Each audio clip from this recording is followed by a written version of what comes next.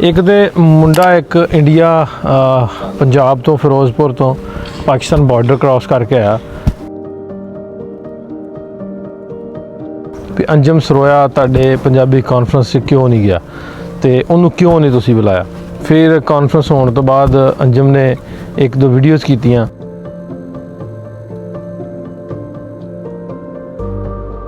Conference का फायदा की हुंदा, कॉन्फ्रेंस का फायदा यह हुंदा कि कॉन्फ्रेंस तो बाद पूरी पंजाब दे विच की पूरी दुनिया दे विच पंजाब ते पंजाबीयत की गल हुंदी है। थां थां तो लोग आंदे भी असीं पंजाबी नाल जुड़ रहे हैं। सो इहदा ते इन्ना ही बहुत है भी सरकारां दी जे गल है, जे सरकारां आके बैठियां ते सरकारां दे सामने असीं सवाल रखे आ।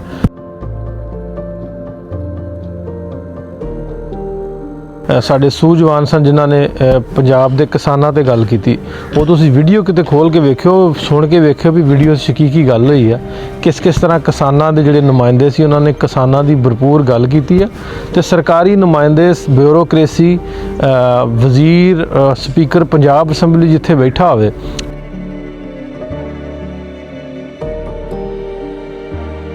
कि हुण लाहौर शहर दे विच बोर्ड जिहड़े पंजाबी च लगने शुरू हो गए। ਜਦੋਂ ਬਹਿਰੀਨ 'ਚ ਕਬੱਡੀ ਕੱਪ ਸ਼ੁਰੂ ਹੋਇਆ ਤੇ ਬਕਾਇਦਾ ਤੌਰ ਤੇ ਅਬੈਦੁੱਲਾ ਨੇ ਜਾ ਕੇ ਅਨਾਉਂਸ ਕਰਾਇਆ ਵੀ ਇਹ ਕਿਸੇ ਮੁਲਕ ਦਾ ਕੱਪ ਨਹੀਂਗਾ, ਇਹ ਲੋਕਲ ਕਲੱਬਾਂ ਦਾ ਕੱਪ ਹੈ। ਅਸਲਾਮ ਵਾਲੇਕੁਮ ਦੋਸਤੋ, ਮੈਂ ਨਾਸਰ ਢਿੱਲੋਂ ਤੇ ਤੁਸੀਂ ਜੁੜ ਗਏ ਮੇਰੇ ਚੈਨਲ ਪੰਜਾਬੀ ਲਹਿਰ ਤੇ ਵਾਹਵਾ ਦਿਨਾਂ ਦੀਆਂ ਕੁਝ ਗੱਲਾਂ ਨਹੀਂ ਕੀਤੀਆਂ, ਮੈਂ ਕੁਝ ਗੱਲਾਂ ਕਰ ਲਈ ਅੱਜ ਦੇ ਵਲੌਗ ਦੇ ਵਿੱਚ। ਅੱਜ ਦਾ ਵਲੌਗ ਮੈਂ ਆਪਣੇ ਪਿੰਡ ਹੀ ਬੈਠਾ ਤੇ ਇੱਥੇ ਡੇਅਰੀ ਫਾਰਮ ਜਿਹੜਾ ਉਹ ਸ਼ੁਰੂ ਕਰਨ ਜਾ ਰਹੇ ਸਾਂ ਤੇ ਉਹਦੇ ਲਈ ਕੁਝ ਆਪਣੇ ਫਾਰਮ ਤੇ ਬੈਠੇ ਸਾਂ ਤੇ ਮੈਂ ਕਿਹਾ ਨਾਲ ਦੀ ਨਾਲ ਕੁਝ ਗੱਲਾਂ ਬਾਤਾਂ ਵੀ ਕਰ ਲਈਏ। ਸੋ ਡੇਅਰੀ ਫਾਰਮ ਦੇ ਰਿਲੇਟਡ ਜਿਹੜੀਆਂ ਵੀਡੀਓਜ਼ ਨੇ ਮੈਂ ਨਾਸਰ ਢਿੱਲੋਂ ਵਾਲੇ ਵਲੌਗਸ ਤੇ ਪਾਉਂਦਾ ਤੇ ਇਹਦੇ ਤੇ ਗੱਲਬਾਤ ਕਰਨੀ ਆ ਅੱਜ ਖਾਸ ਤੌਰ ਤੇ ਦੋ ਤਿੰਨ ਮੁੱਦਿਆਂ ਤੇ। ਇੱਕ ਤੇ ਮੁੰਡਾ ਇੱਕ ਇੰਡੀਆ ਪੰਜਾਬ ਤੋਂ ਫਿਰੋਜ਼ਪੁਰ ਤੋਂ ਪਾਕਿਸਤਾਨ ਬਾਰਡਰ ਕ੍ਰਾਸ ਕਰਕੇ ਆਇਆ ਤੇ ਉਹਦੇ ਤੇ ਮੈਨੂੰ ਬਹੁਤ ਸਾਰੇ ਲੋਕਾਂ ਦੇ ਮੈਸੇਜ ਸੀ, ਕਮੈਂਟ ਸੀ। ਇੱਕ ਦੋਸਤ ਮੇਰਾ ਉਹਨੇ ਕਿਹਾ ਵੀ ਇਹਦਾ ਕੁਝ ਕਰੋ ਤੇ ਉਹਦੇ ਤੇ ਥੋੜ੍ਹੀ ਜਿਹੀ ਗੱਲਬਾਤ ਕਰਾਂਗੇ। ਫਿਰ ਰਿਤੇਸ਼ ਕੁਮਾਰ ਜਿਹਨੇ ਉਹ ਇੱਕ CM ਸਾਹਿਬ ਜਿਨ੍ਹਾਂ ਨੇ ਉਹ ਕੁੜੀ ਦਾ ਜਿਹੜੀ ਡਾਕਟਰ ਸੀ ਕੁੜੀ ਉਹਦਾ ਹਜਾਬ ਖਿੱਚਿਆ ਤੇ ਉਹਦਾ ਲਾਤਾ। ਪਾਕਿਸਤਾਨ ਵੱਲੋਂ ਵੀ ਬਹੁਤ ਸਾਰੇ ਜਿਹੜੇ ਪੋਲੀਟਿਕਸ ਨੇ ਉਹਨਾਂ ਨੇ ਪੋਲੀਟੀਸ਼ੀਅਨਸ ਨੇ ਉਹਨਾਂ ਨੇ ਸਟੇਟਮੈਂਟ ਦਿੱਤੀਆਂ। ਫਿਰ ਕੁਛ ਗੱਲਾਂ ਹੋਣੀਆਂ ਵੀ ਨਸ਼ਾ ਮੁਕਤ ਪੰਜਾਬ ਜਿਹੜਾ ਤੇ ਕੰਪੈਰੀਟਿਵਲੀ ਇੱਧਰਲੇ ਪੰਜਾਬ ਤੇ ਉੱਧਰਲੇ ਪੰਜਾਬ ਮਰੀਮ ਨਵਾਜ਼ ਸ਼ਰੀਫ ਉਹਦੀ ਵੀਡੀਓ ਉੱਧਰਲੇ ਪੰਜਾਬ ਥੱਲੇ ਭਗਵੰਤ ਮਾਨ ਦੀ ਵੀਡੀਓ ਲਾ ਕੇ ਤੇ ਉਹਦੀ ਵੀਡੀਓ ਲਾਈ ਸੀ ਤੇ ਉਹਦੇ ਤੇ ਗੱਲ ਕਰਾਂਗੇ। ਫਿਰ ਇੱਥੇ ਇੱਕ ਬਹੁਤ ਸੋਹਣਾ ਮੁੰਡਾ ਕਬੱਡੀ ਖੇਡਦਾ ਲਾਲਾ ਅਬੈਦੁੱਲਾ ਰਾਜਪੂਤ ਤੇ ਉਹਦੇ ਤੇ ਥੋੜ੍ਹੀ ਜਿਹੀ ਗੱਲ ਕਰਨੀ। ਉੱਤੇ ਕੰਟਰੋਵਰਸੀ ਚੱਲਣ ਡਈ ਵੀ ਉਹਨੇ ਫਲੈਗ ਫੜ ਕੇ ਤੇ ਉੱਥੇ ਪਾਕਿਸਤਾਨ ਦੇ ਖਿਲਾਫ ਉਹ ਖੇਡਿਆ। ਉਹਦੇ ਤੇ ਆਪਾਂ ਗੱਲਬਾਤ ਅੱਜ ਦੇ ਇਸ ਵੀਡੀਓ ਦੇ ਵਿੱਚ। ਸਾਰਿਆਂ ਨਾਲੋਂ ਪਹਿਲਾਂ ਸ਼ੁਰੂ ਕਰ ਲੈਂਦੇ ਵੀਡੀਓ। ਲਾਹੌਰ ਸ਼ਹਿਰ ਦੇ ਵਿੱਚ ਬੋਰਡ ਜਿਹੜੇ ਵਾ ਪੰਜਾਬੀ ਦੇ ਵਿੱਚ ਲੱਗ ਚੁੱਕੇ ਆ। ਬੋਰਡਾਂ 'ਤੇ ਕੀ ਲਿਖਿਆ ਉਹ ਤੁਹਾਨੂੰ ਮੈਂ ਤਸਵੀਰ ਸ਼ੇਅਰ ਕਰਦਾ ਤੇ ਉਹਦੇ 'ਤੇ ਵੀ ਬਹੁਤ ਸਾਰੇ ਦੋਸਤਾਂ ਦੀ ਕੰਟਰੋਵਰਸੀ। ਉਹਨਾਂ ਨੇ ਮੈਂ ਇੱਕ ਪੋਸਟ ਪਾਈ ਸੀ ਕਿ ਹੁਣ ਲਾਹੌਰ ਸ਼ਹਿਰ ਦੇ ਵਿੱਚ ਬੋਰਡ ਜਿਹੜੇ ਪੰਜਾਬੀ 'ਚ ਲੱਗਣੇ ਸ਼ੁਰੂ ਹੋ ਗਏ। ਉਹਨੇ ਕਿਹਾ ਵੀ ਫੋਟੋ ਕਿਉਂ ਲੱਗੀ ਆ ਮਰੀਮ ਦੀ। ਸੋ ਚਲੋ ਕਿਤੇ ਨਾ ਕਿਤੇ ਇਸ ਗੱਲ ਨੂੰ ਮੰਨ ਕੇ ਚੱਲ ਪਓ ਵੀ ਪੰਜਾਬੀ ਦੀ ਪੰਜਾਬ ਦੀ ਗੱਲ ਹੋਣ ਲੱਗ ਪਈ ਆ। ਪੰਜਾਬੀ ਬੋਲੀ ਨੂੰ ਲੈ ਕੇ ਸਰਕਾਰੀ ਤੌਰ 'ਤੇ ਜੇ ਕੁਝ ਹੋਣ ਲੱਗ ਪਿਆ ਸੋ ਮੈਨੂੰ ਲੱਗਦਾ ਵੀ ਉਹਦੇ ਬਜਾਏ ਇਸ ਦੇ ਵੀ ਉਹਦੇ ਕ੍ਰਿਟਿਸਿਜ਼ਮ ਕਰਨਾ, ਉਹਨੂੰ ਐਪਰੀਸ਼ੀਏਟ ਕਰਨਾ ਚਾਹੀਦਾ। ਉਹ ਕੋਈ ਵੀ ਸਰਕਾਰ ਹੋਵੇ, ਉਹ ਇਮਰਾਨ ਖਾਨ ਦੀ ਹੋਵੇ, ਉਹ ਨੂਨ ਲੀਗ ਹੋਵੇ, ਪੀਪਲਜ਼ ਪਾਰਟੀ ਹੋਵੇ। ਮੈਂ ਤਾਂ ਅਕਸਰ ਹੀ ਆਉਂਦਾ ਨਾ ਵੀ ਜਿਹੜਾ ਪੰਜਾਬ ਦੇ ਹੱਕ ਦੀ ਗੱਲ ਕਰਦਾ ਤੇ ਅਸੀਂ ਤਾਂ ਉਹਦੀ ਤਾਰੀਫ ਕਰਦਾ ਤੇ ਕਰਨੀ ਵੀ ਚਾਹੀਦੀ ਹੈ। ਚਲੋ ਸਕੂਲਾਂ 'ਚ ਮੈਨੂੰ ਇੱਕ ਦੋਸਤ ਦਾ ਹੋਰ ਮੈਸੇਜ ਆਇਆ ਵੀ ਇਹ ਗੱਲੀ ਬਾਤੀ ਜਿਹੜਾ ਵਜ਼ੀਰ ਤਲੀਮ ਨੇ ਅਨਾਊਂਸ ਕਰ ਦਿੱਤਾ ਵੀ ਇਹ ਪ੍ਰੋਪਰ ਨੋਟੀਫਿਕੇਸ਼ਨ ਕਿਉਂ ਨਹੀਂ ਆਇਆ। ਸੋ ਉਹਨਾਂ ਨੂੰ ਮੈਂ ਦੱਸਾਂ ਵੀ ਮੇਰੀ ਉਹਨਾਂ ਨਾਲ ਇਸ ਮੁੱਦੇ 'ਤੇ ਗੱਲ ਹੁੰਦੀ ਰਹਿੰਦੀ ਆ। ਕਰਿਕੂਲਮ ਨੂੰ ਵੇਖਣ ਡੇ ਨੇ, ਡਿਜ਼ਾਈਨ ਕਰਨ ਡੇ ਨੇ। ਬਹੁਤ ਜਲਦ ਇਹ ਖੁਸ਼ਖਬਰੀ ਵੀ ਤੁਹਾਨੂੰ ਮਿਲੂਗੀ ਵੀ ਆਉਣ ਵਾਲਾ ਜਿਹੜਾ ਤਲੀਮੀ ਸਾਲ ਹੋਏਗਾ ਉਹਦੇ 'ਚ ਹੋਪਫੁਲੀ ਰੱਬ ਨੇ ਚਾਹਿਆ ਤੇ ਪੰਜਾਬੀ ਜ਼ੁਬਾਨ ਜਿਹੜੀ ਵਾ ਸਕੂਲਾਂ ਦੇ ਵਿੱਚ ਲਾਜ਼ਮੀ ਹੋਏਗੀ। ਸੋ ਇੰਨਾ ਕੁ ਜਿਹਦਾ ਕਿਰਦਾਰ ਜਿੰਨਾ ਕੁ ਹੋਵੇ ਉਹਨੂੰ ਉਹਦੀ ਐਪਰੀਸੀਏਸ਼ਨ ਹੋਣੀ ਚਾਹੀਦੀ ਆ। ਸੋ ਮੈਂ ਇਸ ਸਰਕਾਰ ਨੂੰ ਇਸ ਗੱਲ ਨੂੰ ਜ਼ਰੂਰ ਐਪਰੀਸ਼ੀਏਟ ਕਰਦਾ ਵੀ ਕਿਤੇ ਨਾ ਕਿਤੇ ਨਾ ਸਟਾਂਸ ਲਿਆ ਤਾਂ ਸਾਡੀ ਮਾਂ ਬੋਲੀ ਪੰਜਾਬੀ ਜਿਹੜੀ ਆ ਸਕੂਲਾਂ 'ਚ ਮੁੜਨ ਜਾ ਰਹੀ ਹੈ। ਸੋ ਇਹਨੂੰ ਤੁਸੀਂ ਪੋਜ਼ੀਟਿਵ ਵੇ ਨਾਲ ਵੇਖੋ, ਉਸ ਨਜ਼ਰ ਨਾਲ ਵੇਖੋ ਜਿਸ ਨਜ਼ਰ ਨਾਲ ਵੇਖਣਾ ਚਾਹੀਦਾ ਕਿਸੇ ਚੰਗੀ ਚੀਜ਼ ਨੂੰ। ਜੇ ਤੁਸੀਂ ਕਿਸੇ ਬੰਦੇ 'ਚ ਨੁਕਸ ਹੀ ਉਹਦੇ ਵੇਖੋਗੇ ਤਾਂ ਤੁਹਾਨੂੰ ਨੁਕਸ ਹੀ ਲੱਭਣਗੇ। ਜੇ ਉਹਦੇ ਦੀਆਂ ਚੰਗਿਆਈਆਂ ਵੇਖੋਗੇ ਤਾਂ ਤੁਹਾਨੂੰ ਫਿਰ ਉਹ ਬੰਦਾ ਵੀ ਚੰਗਾ ਲੱਗੂਗਾ, ਉਹਦਾ ਕੰਮ ਵੀ ਚੰਗਾ ਲੱਗੂਗਾ। ਸੋ ਚੰਗੇ ਕੰਮ ਵੇਖੋ, ਮਾੜੇ ਕੰਮ ਵੱਲ ਧਿਆਨ ਘੱਟ ਦਿਓ। ਸੋ ਉਸ ਤੋਂ ਬਾਅਦ ਸਾਡਾ ਦੋਸਤ ਬਹੁਤ ਸਾਰੇ ਦੋਸਤਾਂ ਦੇ ਮੈਨੂੰ ਕਮੈਂਟ ਆਉਂਦੇ ਆ ਵੀ ਅੰਜਮ ਸਰੋਇਆ ਤੁਹਾਡੇ ਪੰਜਾਬੀ ਕਾਨਫਰੰਸ 'ਚ ਕਿਉਂ ਨਹੀਂ ਗਿਆ ਤੇ ਉਹਨੂੰ ਕਿਉਂ ਨਹੀਂ ਤੁਸੀਂ ਬੁਲਾਇਆ। ਫਿਰ ਕਾਨਫਰੰਸ ਹੋਣ ਤੋਂ ਬਾਅਦ ਅੰਜਮ ਨੇ ਇੱਕ ਦੋ ਵੀਡੀਓਜ਼ ਕੀਤੀਆਂ ਤੇ ਉਹਦੇ ਤੇ ਵੀ ਮੈਨੂੰ ਬਹੁਤ ਸਾਰੇ ਲੋਕਾਂ ਸ਼ੇਅਰ ਕੀਤਾ। ਵੈਸੇ ਤਾਂ ਮੈਂ ਕਿਸੇ ਵੀ ਗੱਲ ਤੇ ਕਮੈਂਟ ਨਹੀਂ ਕਰਦਾ ਹੁੰਦਾ ਤੇ ਉਹਨਾਂ ਸਾਰਿਆਂ ਨੂੰ ਦੱਸਾਂ, ਮੈਂ ਪਹਿਲਾਂ ਵੀ ਇੱਕ ਵੀਡੀਓ ਕੀਤੀ ਸੀ, ਭਰਾਵਾਂ 'ਚ ਵੱਡੇ ਛੋਟੇ ਭਰਾਵਾਂ 'ਚ ਗੁੱਸੇ ਗਿਲੇ ਚੱਲਦੇ ਰਹਿੰਦੇ ਹੁੰਦੇ ਆ ਤੇ ਉਹ ਵਕਤ ਦੇ ਨਾਲ ਨਾਲ ਦੂਰ ਵੀ ਹੋ ਜਾਂਦੇ ਆ।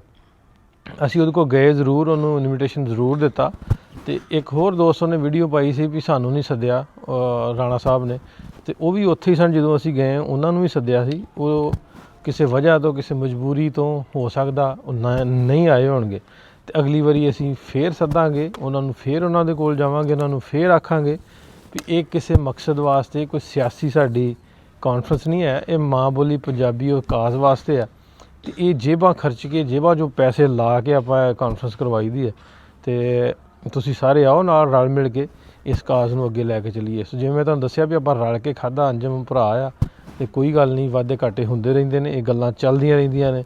ਸੋ ਇਹਨਾਂ ਤੇ ਬਹੁਤੇ ਕੰਨ ਮੈਂ ਨਹੀਂ ਧਰਦਾ ਹੁੰਦਾ, ਆਪਾਂ ਪੋਜ਼ੀਟਿਵ ਸੋਚੀਦਾ, ਪੋਜ਼ੀਟਿਵ ਰਹੀਦਾ ਹੁੰਦਾ। ਤੇ ਕਾਨਫਰੰਸ ਦਾ ਫਾਇਦਾ ਕੀ ਹੁੰਦਾ? ਕਾਨਫਰੰਸ ਦਾ ਫਾਇਦਾ ਇਹ ਹੁੰਦਾ ਕਿ ਕਾਨਫਰੰਸ ਤੋਂ ਬਾਅਦ ਪੂਰੀ ਪੰਜਾਬ ਦੇ ਵਿੱਚ ਕੀ ਪੂਰੀ ਦੁਨੀਆ ਦੇ ਵਿੱਚ ਪੰਜਾਬ ਤੇ ਪੰਜਾਬੀਅਤ ਦੀ ਗੱਲ ਹੁੰਦੀ ਹੈ।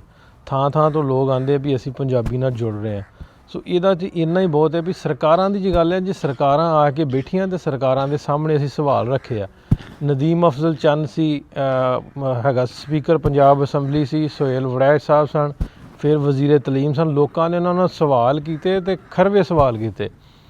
ਨੇਕੂਕਾਰਾ ਸਾਹਿਬ ਸਨ, ਫਿਰ ਸਾਡੇ ਸੂਝਵਾਨ ਸਨ ਜਿਨ੍ਹਾਂ ਨੇ ਪੰਜਾਬ ਦੇ ਕਿਸਾਨਾਂ 'ਤੇ ਗੱਲ ਕੀਤੀ। ਉਹ ਤੁਸੀਂ ਵੀਡੀਓ ਕਿਤੇ ਖੋਲ੍ਹ ਕੇ ਵੇਖਿਓ, ਸੁਣ ਕੇ ਵੇਖਿਓ ਵੀ ਵੀਡੀਓ 'ਚ ਕੀ ਗੱਲ ਹੋਈ ਆ, ਕਿਸ ਤਰ੍ਹਾਂ ਕਿਸਾਨਾਂ ਦੇ ਜਿਹੜੇ ਨੁਮਾਇੰਦੇ ਸੀ ਉਹਨਾਂ ਨੇ ਕਿਸਾਨਾਂ ਦੀ ਭਰਪੂਰ ਗੱਲ ਕੀਤੀ ਹੈ ਤੇ ਸਰਕਾਰੀ ਨੁਮਾਇੰਦੇ, ਬਿਊਰੋਕਰੇਸੀ, ਵਜ਼ੀਰ, ਸਪੀਕਰ ਪੰਜਾਬ ਅਸੈਂਬਲੀ ਜਿੱਥੇ ਬੈਠਾ ਹੋਵੇ, ਬਜਾਏ ਤੁਸੀਂ ਕਿਸੇ ਦੇ ਦਫ਼ਤਰਾਂ 'ਚ ਜਾ ਕੇ ਇਹਨਾਂ ਨੂੰ ਕਹੋ ਵੀ ਆ ਪੰਜਾਬੀ ਦੀ ਗੱਲ ਕਰੋ, ਉਹਨਾਂ ਨੂੰ ਸਾਹਮਣੇ ਬਿਠਾ ਕੇ ਜਦੋਂ ਆਪਾਂ ਸਵਾਲ ਕੀਤੇ ਤੇ ਉਹਨਾਂ ਨੇ ਸਵਾਲਾਂ ਦੇ ਜਵਾਬ ਦਿੱਤੇ। ਫਿਰ ਉੱਥੇ ਗੱਲ ਹੋਈ ਪੰਜਾਬ ਨੂੰ ਵੰਡਣ ਦੀ, ਜਿਹੜੀ ਗੱਲ ਸੀ ਪੰਜਾਬ ਦੇ ਵੰਡ 'ਤੇ ਗੱਲ ਜਿਹੜੀ ਨਦੀਮ ਅਫਜ਼ਲ ਚੰਦ ਨੂੰ ਮੁੰਡਾ ਬਾਜਵਾ, ਫਿਰ ਵੱਟੂ ਸਾਹਿਬ, ਹੋਰ ਬਹੁਤ ਸਾਰੇ ਦੋਸਤਾਂ ਨੇ ਬੜੇ ਉਹਨਾਂ ਨਾਲ ਖਰਵੇ ਸਵਾਲ ਕੀਤੇ ਵੀ ਸਿੰਧ ਜੇ ਤੁਸੀਂ ਆਂਦੇ ਜੇ ਵੀ ਮਰਸੂ ਸਿੰਧ ਨਾ ਡੇਸੂ ਵੀ ਉਹਦੇ ਹੁਣ ਟੁਕੜੇ ਨਹੀਂ ਕਰਨੇ ਤੇ ਪੰਜਾਬ ਵਾਰੀ ਆਂਦੇ ਜੇ ਇਹਦੇ ਟੁਕੜੇ ਕਰਨੇ, ਇਹ ਦੋਗਲੀ ਪੁਲਿਸੀ ਕਿਉਂ ਆ? ਸੋ ਇਹਦੇ 'ਤੇ ਵੀ ਖੁੱਲ੍ਹ ਕੇ ਜਿਹੜੀ ਗੱਲਬਾਤ ਹੋਈ ਤੇ ਲੋਕਾਂ ਨੇ ਆਪਣਾ ਇhtਜਾਜ ਰਿਕਾਰਡ ਕਰਾਇਆ ਵੀ ਇਸ ਤਰ੍ਹਾਂ ਨਹੀਂ ਹੋਣਾ ਚਾਹੀਦਾ। ਤੇ ਨਾ ਪੰਜਾਬੀ ਕਦੀ ਚਾਹੁੰਦੇ ਹੀ ਆ, ਨਾ ਉੱਧਰ ਵਾਲੇ ਪੰਜਾਬ ਵਾਲੇ ਚਾਹੁੰਦੇ ਆ ਵੀ ਆਪਾਂ, ਉਹ ਕੁਛ ਲੋਕ ਨੇ ਜਿਹੜੇ ਚਾਹੁੰਦੇ ਆ ਵੀ ਪੰਜਾਬ ਮਤਲਬ ਵੀ ਵੱਖਰੀਆਂ ਜ਼ੁਬਾਨਾਂ ਹੋਣ, ਵੱਖਰਾ ਪੰਜਾਬ ਹੋਵੇ। ਜੇ ਤੁਸੀਂ ਇੱਕ ਘਰ 'ਚ ਰਹਿੰਦੇ ਜੇ, ਇਕਜੁੱਟ ਹੋ ਕੇ ਰਹਿੰਦੇ ਜੇ, ਤੇ ਮੈਨੂੰ ਲੱਗਦਾ ਉਹਦੇ 'ਚ ਹੀ ਤਾਕਤ ਆ ਤੇ ਉਹਦੇ 'ਚ ਹੀ ਵਡਿਆਈ ਆ। ਤੇ ਅਸੀਂ ਉੱਥੇ ਪੰਜਾਬ ਦੀ ਵੀ ਗੱਲ ਹੋਈ, ਪੰਜਾਬੀ ਬੋਲੀ ਦੀ ਗੱਲ ਹੋਈ, ਸੂਬੇ ਨਾਂ ਬਣਾਉਣ ਦੀ ਗੱਲ ਹੋਈ, ਪੰਜਾਬ ਨੂੰ ਇੱਕ ਰਹਿਣ ਦੀ ਗੱਲ ਹੋਈ। ਸੋ ਇਹਨਾਂ ਕਾਨਫਰੰਸਿਸ ਦਾ ਇਹ ਫਾਇਦਾ ਹੁੰਦਾ ਵੀ ਸਰਕਾਰਾਂ ਤੱਕ ਗੱਲ ਪਹੁੰਚਦੀ ਹੈ।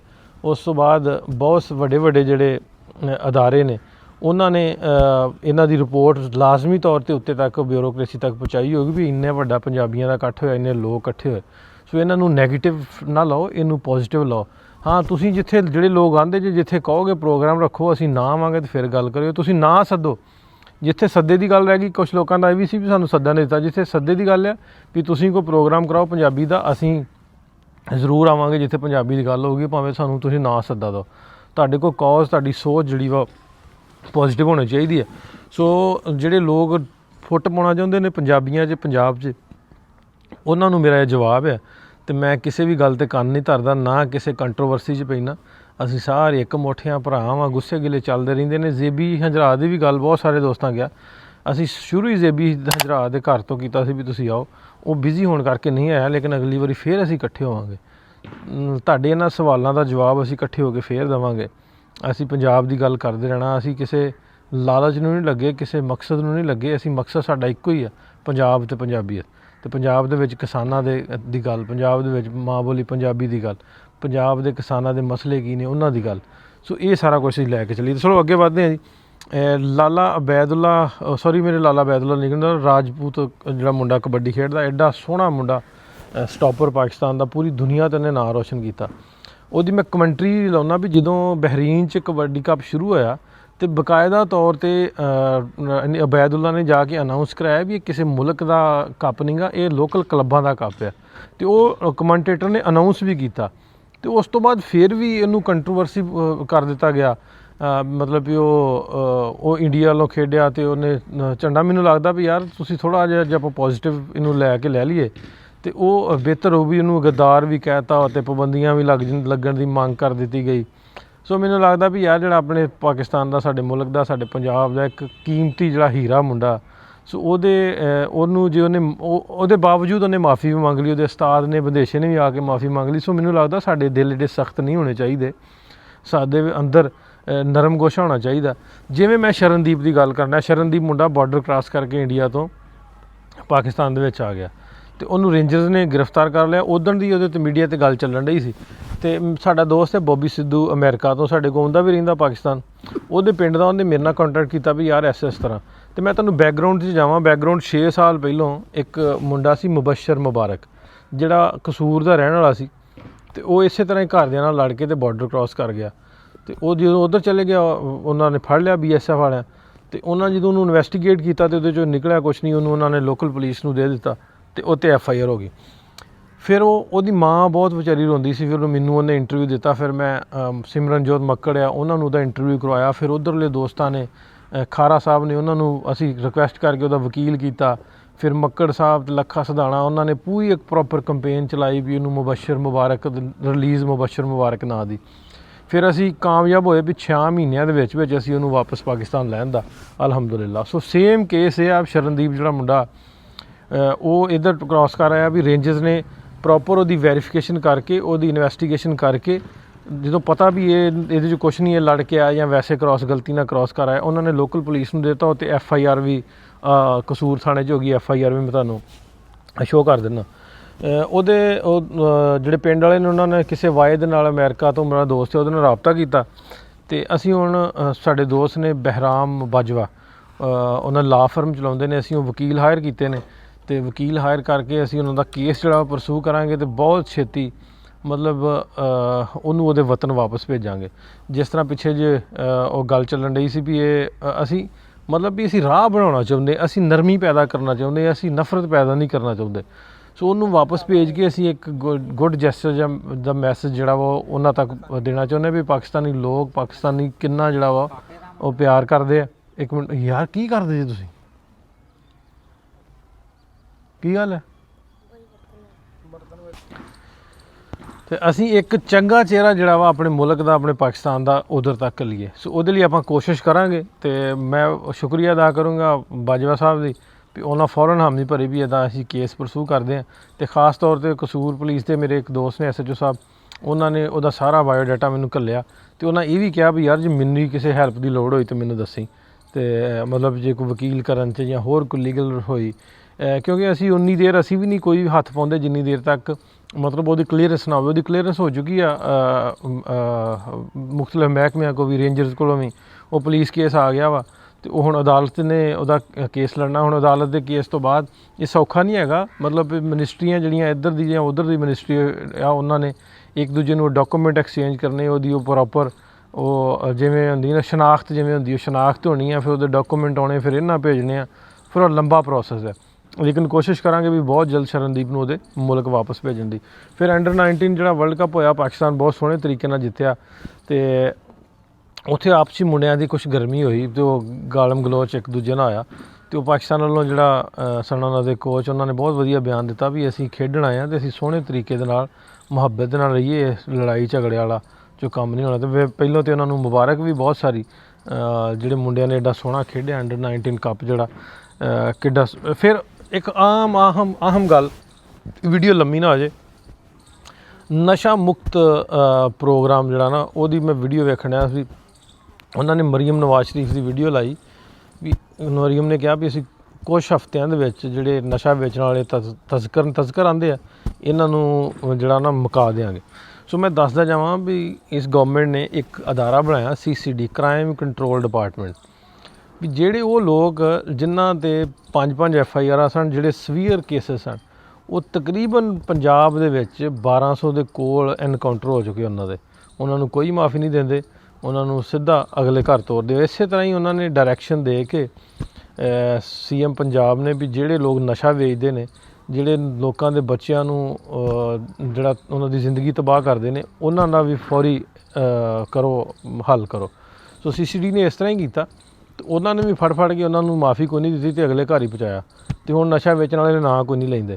ਸੋ ਉਹਨਾਂ ਨੇ ਵੀਡੀਓ ਲਾਈ ਸੀ CM ਪੰਜਾਬ ਭਗਵੰਤ ਮਾਨ ਦੀ ਅਤੇ ਮਰੀਮ ਨਵਾਜ਼ ਸ਼ਰੀਫ ਦੀ, ਅਤੇ ਤੁਹਾਨੂੰ ਵੀ ਕੁਛ ਇੱਦਾਂ ਦਾ ਐਕਟ ਕਰਨਾ ਪਊਗਾ, ਅਤੇ ਫਿਰ ਜਿਹੜੇ ਤਸਕਰ ਹੈ, ਨਸ਼ਾ ਵੇਚਣ ਵਾਲੇ ਆ, ਜਾਂ ਗੈਂਗਸਟਰਵਾਦ ਜਿਹੜਾ ਤੁਹਾਡੇ, ਜਿਵੇਂ ਹੁਣ ਮੁੰਡਾ ਰਾਜੂਆਣਾ ਮਰ ਗਿਆ, ਸੰਦੀਪ ਮਰ ਗਿਆ, ਫਿਰ ਸਿੱਧੂ ਮੂਸੇਵਾਲੇ ਨੂੰ ਜਿਹੜਾ ਐਡਾ ਸੋਹਣਾ ਨਾਂ ਸੀ ਪੰਜਾਬੀ ਦਾ, ਪੰਜਾਬ ਦਾ, ਉਹਨੂੰ ਦੁਨੀਆ ਤੋਂ ਮਤਲਬ ਵੀ ਉਹਦਾ ਕਤਲ ਕਰ ਦਿੱਤਾ ਗਿਆ। ਸੋ ਉਹ ਇਸ ਗੈਂਗਸਟਰਵਾਦ ਨੂੰ ਖ਼ਤਮ ਕਿਵੇਂ ਕਰਨਾ, ਤੁਸੀਂ ਇੱਧਰ ਆ ਕੇ ਵੇਖੋ, ਇੱਧਰ ਆ ਸਰਵੇ ਕਰਕੇ ਵੇਖੋ ਵੀ ਜਿਹੜਾ ਕ੍ਰਾਈਮ ਕੰਟਰੋਲ ਡਿਪਾਰਟਮੈਂਟ ਬਣਿਆ, ਹੁਣ ਲੋਕ ਜਿਹੜੇ ਇਸ ਤਰ੍ਹਾਂ ਦੇ 2 ਨੰਬਰ ਨੇ, ਉਹ ਮਸੀਤਾਂ 'ਤੇ ਜਾ ਕੇ ਵੀਡੀਓ ਬਣਾ ਕੇ ਕਹਿਣ ਦੇ ਨੇ ਵੀ ਸਾਨੂੰ ਮਾफ़ ਕਰ ਦਿਓ ਅਤੇ ਅਸੀਂ ਗਾਂਹ ਤੋਂ ਆਇੰਦਾ ਤਾਂ ਇੱਦਾਂ ਨਹੀਂ ਕੰਮ ਕਰਦੇ। ਇਕੱਲਾ ਇਹ ਨਹੀਂ ਵੀ ਥਾਣਿਆਂ ਦੇ ਵਿੱਚ ਕ੍ਰਾਈਮ ਦੀ ਕਾਲ ਨਹੀਂ ਜਾ ਰਹੀ ਅੱਜ ਕੱਲ੍ਹ, ਮਤਲਬ ਵੀ ਇੰਨਾ ਵਧੀਆ ਹੋ ਗਿਆ ਮਾਹੌਲ ਵੀ ਇਹਨਾਂ ਜਿਹੜੇ ਕੁਛ ਲੋਕ ਸੇ CCD ਨੇ ਉਹਨਾਂ ਨੂੰ ਅਗਲੇ ਜਾਨ ਪਹੁੰਚਾਇਆ, ਅਤੇ ਲੋਕ ਜਿਹੜੇ 2 ਨੰਬਰ ਸਨ ਉਹ ਡਰ ਗਏ ਆ। ਕੋਈ ਗਨ ਲੈ ਕੇ ਨਹੀਂ ਬਾਹਰ ਨਿਕਲਦਾ, ਕੋਈ ਵੈਪਨ ਨਹੀਂ, ਕੋਈ ਗੈਂਗਸਟਰਵਾਦ ਨਹੀਂ, ਮਤਲਬ ਵੀ ਮੈਂ ਵੈਪਨ ਲੈ ਕੇ ਨਿਕਲਦਾ ਹੁੰਦਾ, ਮੇਰੇ ਕੋਲ ਲਾਇਸੈਂਸ ਹੈ। ਅਤੇ ਹੁਣ ਸਾਨੂੰ ਵੀ ਲੱਗਦਾ ਵੀ ਯਾਰ ਕੋਈ ਇੱਦਾਂ ਦਾ ਪ੍ਰੋਬਲਮ ਨਹੀਂ ਹੈਗਾ, ਆਪਾਂ ਕੀ ਕਰਨਾ ਵੈਪਨ, ਅਤੇ ਆਪਾਂ ਉਵੇਂ ਘੁੰਮੀ ਫਿਰੀ ਤਾਂ ਰਾਤ ਜਿੱਥੇ ਮਰਜ਼ੀ ਫਿਰੋ, ਕੋਈ ਚੋਰੀ ਚਕਾਰੀ ਨਹੀਂ, ਮਤਲਬ ਵੀ 6 ਮਹੀਨਿਆਂ 'ਚ ਸਫਾਇਆ ਹੋ ਗਿਆ CCD ਨੇ ਕਰਤਾ। ਸੋ ਕਿਸੇ ਵੀ ਸਰਕਾਰ ਵਾਸਤੇ, ਕਿਸੇ ਵੀ ਗੌਰਮੈਂਟ ਵਾਸਤੇ ਇਹ ਗੈਂਗਸਟਰਵਾਦ ਮੁਕਾਉਣਾ, ਇਹ ਨਸ਼ਾ ਤਸਕਰ ਮੁਕਾਉਣੇ ਕੋਈ ਔਖਾ ਕੰਮ ਨਹੀਂ ਹੈਗਾ। ਤੁਸੀਂ ਜੇ ਇਹਦੀ ਫਿਜ਼ੀਬਿਲਿਟੀ ਲੈਣੀ ਵੀ ਇਹ ਕਿਸ ਤਰ੍ਹਾਂ ਦਾ ਡਿਪਾਰਟਮੈਂਟ ਹੈ, ਤੁਸੀਂ ਪੰਜਾਬ ਗੌਰਮੈਂਟ ਨਾਲ ਸਾਡੇ ਨਾਲ ਰਾਬਤਾ ਕਰ ਸਕਦੇ ਅਤੇ ਇਹਨਾਂ ਕੋਲ ਲੈ ਲਓ ਵੀ ਕਿਸ ਤਰ੍ਹਾਂ ਦਾ ਤੁਸੀਂ ਉਹ ਬਣਾਈ ਹੈ। ਜਿਵੇਂ ਸੁਥਰਾ ਪੰਜਾਬ ਇੱਕ ਪ੍ਰੋਗਰਾਮ ਇੱਥੇ ਚੱਲਦਾ, ਉਹ ਬਹੁਤ ਵਧੀਆ, ਉਹ UK ਦੀ ਗੌਰਮੈਂਟ ਨੇ ਉਹ ਪਾਕਿਸਤਾਨ ਨੂੰ ਕਿਹਾ ਵੀ ਉਹਦੀ ਫਿਜ਼ੀਬਿਲਿਟੀ ਦੇਵੋ। ਸੋ CCD ਦੀ ਫਿਜ਼ੀਬਿਲਿਟੀ ਲੈ ਕੇ ਤੁਸੀਂ ਇਹ ਗੈਂਗਸਟਰਵਾਦ ਤੇ ਇੱਦਾਂ ਦਾ ਮੁਕਾ ਸਕਦੇ ਜੀ। ਫਿਰ ਇੱਕ ਰਿਤੇਸ਼ ਕੁਮਾਰ 'ਤੇ ਗੱਲ ਆ, ਰਿਤੇਸ਼ ਕੁਮਾਰ ਉਹਨੇ ਕੁੜੀ ਦਾ ਹਿਜਾਬ ਲਾਇਆ ਸੀ, ਅਤੇ ਮੈਂ ਕਹਿੰਦਾ ਨਾ ਵੀ ਇੱਦਾਂ ਦੇ ਉਹ 75 ਸਾਲ ਦਾ ਬਾਬਾ, ਇਸ ਤਰ੍ਹਾਂ ਦੇ ਲੋਕ ਜਿਹੜੇ ਨੇ ਇਹਨਾਂ ਨੂੰ ਅਸੀਂ ਵੋਟ ਪਾ ਕੇ ਚੁਣਦੇ ਕਿਉਂ? ਇੱਦਾਂ ਦੇ ਜ਼ਲੀਲ ਲੋਕਾਂ ਨੂੰ ਆਪਾਂ ਵੋਟ ਦੇਣੇ ਕਿਉਂ, ਜਿਹੜਾ ਕਿਸੇ ਵੀ ਰਿਲੀਜਨ ਨੂੰ, ਕਿਸੇ ਵੀ ਮਜ਼ਹਬ ਨੂੰ ਟਾਰਗੇਟ ਕਰਦੇ ਆ। ਅਤੇ ਇਹਨਾਂ ਦਾ ਮਤਲਬ ਉਸ ਆਵਾਮ ਨੂੰ ਵੀ, ਉੱਥੋਂ ਦੀ ਆਵਾਮ ਨੂੰ ਵੀ ਉਹਦਾ ਸਾਥ ਨਹੀਂ ਦੇਣਾ ਚਾਹੀਦਾ, ਬਲਕਿ ਮੈਨੂੰ ਤਾਂ ਪਤਾ ਲੱਗਾ ਵੀ ਉਹਨਾਂ ਨੇ ਲੋਕਾਂ ਨੇ ਪ੍ਰੈਸ਼ਰਾਈਜ਼ ਇੰਨਾ ਕੀਤਾ ਵੀ ਉਹ ਰਿਜ਼ਾਈਨ ਕਰ ਗਿਆ। ਸੋ ਇਹ ਵਧੀਆ ਗੱਲ ਹੈ ਜੇ ਨਹੀਂ ਕੀਤਾ, ਅਤੇ ਇਸ ਤਰ੍ਹਾਂ ਦੇ ਲੋਕਾਂ ਨੂੰ ਗਾਂਹ ਤੋਂ ਮਤਲਬ ਇਸ ਕੁਰਸੀ ਦੇ ਹੱਕਦਾਰ ਨਹੀਂ ਹੋਏ ਜਿਹੜੇ ਐਡੇ ਗੰਦੀ ਜ਼ਹਿਨੀਅਤ ਦੇ ਐਡੇ ਮਾੜੇ ਲੋਕ ਨੇ।